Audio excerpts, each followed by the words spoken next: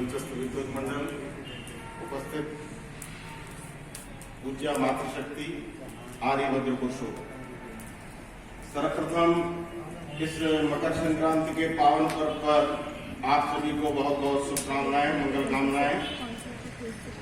अभी हम मकर संक्रांति के पर्व को थोड़ा समझने का प्रयास करेंगे। ये पर्व हमें बहुत कुछ संदेश देता है, क्योंकि जैसा हम जानते हैं इस समय संक्रमण होता है सूर्य का, और सूर्य दक्षिणायन से उत्तरायण में आता है। ये कई दृष्टि से महत्वपूर्ण है, बहुत कुछ संकेत देता है। कुछ लोग ये कहा करते हैं परमपिता परमात्मा की सत्ता है अथवा नहीं है, उसकी तरफ भी ये संकेत देता है कि सत्ता नहीं है तो ये परिवर्तन कौन कर रहा है। हमको विचार करना चाहिए कि 6 महीने बाद जो दो बड़े परिवर्तन होते हैं, एक जिस समय जून के महीने में कर्क राशि में और सूर्य प्रवेश करता है। वैसे तो गति तो पृथ्वी की होती है, लेकिन ऐसा प्रचलित है, कहते भी हैं कि उस समय सूर्य की जो स्थिति है वो मकर से कर्क में जून के महीने में होती है, और इस समय कर्क राशि से और मकर राशि में जाता है। तो ये जो परिवर्तन होता है ये इस बात को दिखाता है कि हर जगह जहां भी परिवर्तन है वो परिवर्तन करने वाली एक सत्ता है, और उसका नाम है परमपिता परमात्मा। ईश्वर के प्रति हमारी श्रद्धा आज बढ़नी चाहिए, क्योंकि ये परिवर्तन हमारे आपके किए हुए नहीं हो रहे, निरंतर परिवर्तन हो रहा है, हर वस्तु में परिवर्तन हो रहा है। आप देखेंगे उत्पत्ति, वृद्धि और विनाश ये नियम निरंतर चल रहा है, आपके शरीर में भी चल रहा है, प्रकृति में भी चल रहा है। आप कोई वस्तु भी उठा करके रख दीजिए, वो उस स्थिति में नहीं रहती।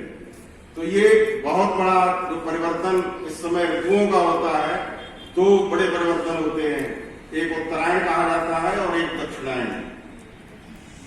तो अभी तक सूर्य जो था वो दक्षिण की तरफ था, पूर्व में उदय होता था, और हम सब लोग देखते थे कि वो दक्षिण की तरफ से होकर के और अस्त हो जाता था। दिन बहुत छोटे होते थे, पता ही नहीं चलता था कब दिन समाप्त हो गया, और रातें बहुत लंबी होती थी। अब धीरे धीरे सूर्य जो पूर्व में उदय होता है वो उत्तरायण की तरफ, उत्तर की तरफ चलेगा 6 महीने तक, और दिन बढ़ते जाएंगे, रात घटती जाएगी। तो ये जो पर्व है वो ये भी संदेश देता है कि तमसो मां ज्योतिर्गमय, हम अंधकार से प्रकाश की ओर चलें, क्योंकि इस समय प्रकाश बढ़ रहा है, तो हम प्रकाश की तरफ चले। तो ये जो मकर संक्रांति जो मकर राशि में प्रवेश करता है सूर्य, उसके कारण इसको मकर संक्रांति के रूप में जाना जाता है। वैसे तो उत्तरायण काल, जैसा आचार्य जी बता रहे थे कि 22 दिसंबर को प्रारंभ हो चुका है, लेकिन मकर राशि से संबंधित होने के कारण इसको इस समय मनाते हैं 14 जनवरी को। और इस समय हम देखेंगे कि सूर्य की गर्मी थोड़ी बढ़ने लगती है, और उसकी खुशी में ये पर्व मनाया जाता है। और इस समय बहुत से उत्सव के रूप में हम लोग इकट्ठे होकर के यज्ञ में आहुति देते हैं, तिल की भी आहुति देते हैं। तिल का विशेष महत्व है। इस पर्व के समय तिल, तेल और तूल का विशेष महत्व माना गया है। तिल का जो तेल होता है उससे शरीर का मर्दन करें, स्वास्थ्य की दृष्टि से बहुत अच्छा है। तिल का उपयोग खाने में करें, तिल का उपयोग यज्ञ में करें, तिल से उठन करें, तिल से स्नान करें। ये पर्व इस बात को संकेत देता है। दूसरा, तेल बता दिया। तूल कहते हैं रुई को, रुई का प्रयोग इन दिनों में सर्दी जो है एकदम मैक्सिमम होती है। 14-15 जनवरी को अधिकतम सर्दी होती है, और फिर धीरे धीरे अभी 20-25 दिन में कम होगी, लेकिन सूर्य की गर्मी तेज होने लग जाती है। तो इस समय रुई का प्रयोग, तिल, तेल और तूल, इसका ये पर्व संदेश देता है। दान पुण्य का भी ये पर्व है। हमारे देश में देने की प्रथा हमेशा रही है।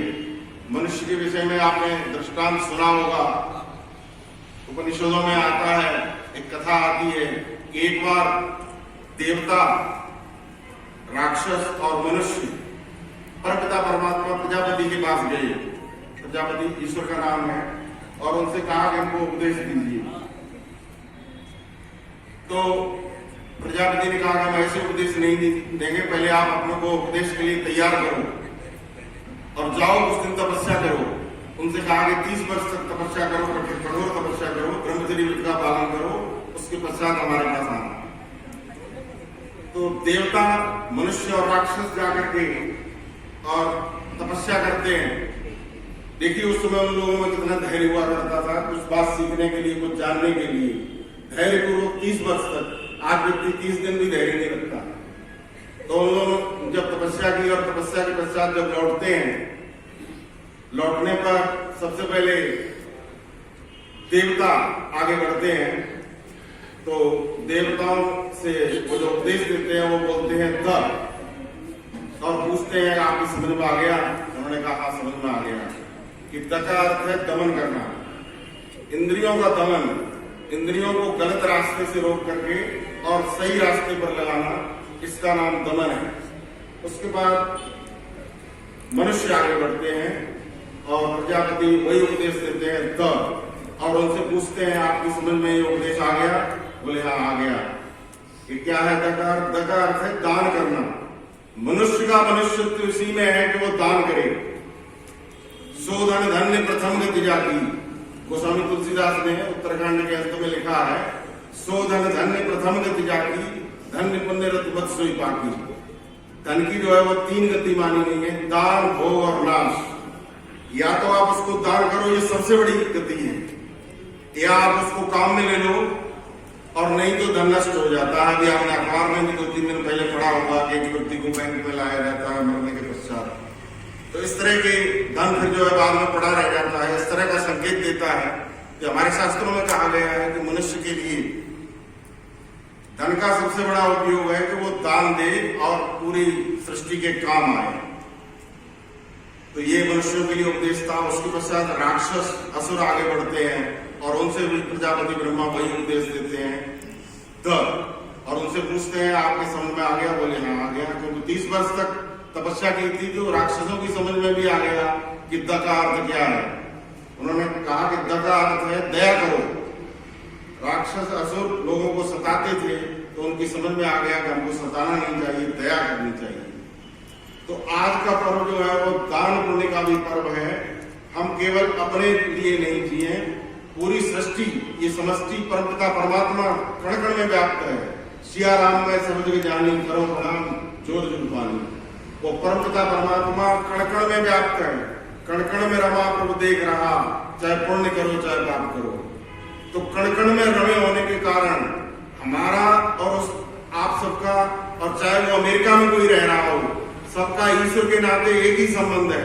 हम सब आपस में भाई बहन हैं, लेकिन ईश्वर की सत्ता को नहीं समझने के कारण आज तलवार लेके एक दूसरे को मारने के लिए खड़े हुए।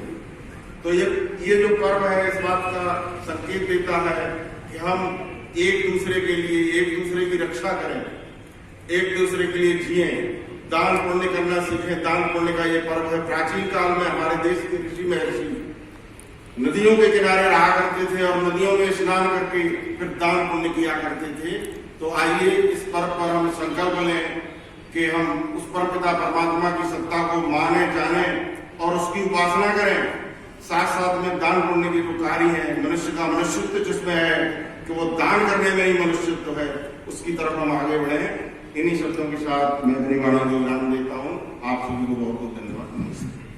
धन्यवाद आदरणीय नवीन जी मिश्र, आपने संक्रांति को लेकर बहुत ही अपने विचार सुंदर प्रस्तुत किए हैं। तो मैं अभी